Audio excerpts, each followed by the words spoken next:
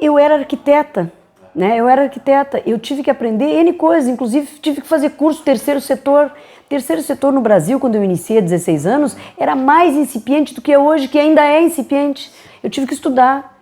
Mas, de qualquer maneira, eu tive que reciclar, inclusive, muitas coisas, né? Como arquiteta, eu era arquiteta de obras. Então, e de repente, tu coordenar uma instituição que começou muito pequenininha, sim, mas que foi crescendo a demanda e a gente tem que, ou tu desaparece, não tem meio, eu sou um pouco vida urgente, eu sou um pouco fundação. Olha, a coisa mais parecida com o que eu sou, eu não sei se eu sou líder, mas acho que de uma certa maneira eu sou, é aquele livro do James Hunter, não o monge executivo, que foi o grande, é quando ele fala no líder servidor. Eu me enquadro mais nesse tipo de gente. Eu não sei ser líder isolado num gabinete, na minha sala. Eu estou lá, se tiver que recortar, colar papel, varrer a sede da fundação, porque não veio o pessoal da limpeza. Eu acho que eu aproximo quando eu não me ponho num patamar. E mesmo com os meus colaboradores aqui.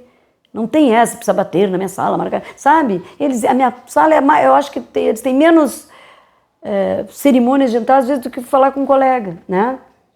Então, isso tudo não quer dizer autoridade. Autoridade não é autoritarismo. Eu acho que eu tenho autoridade. E eu acho que isso é ser líder, sabe? Não é aquela coisa distante, sabe? Eu acho que... Eu não sei, eu não me vejo assim. Daí eu não sou, eu sou anti-líder, então.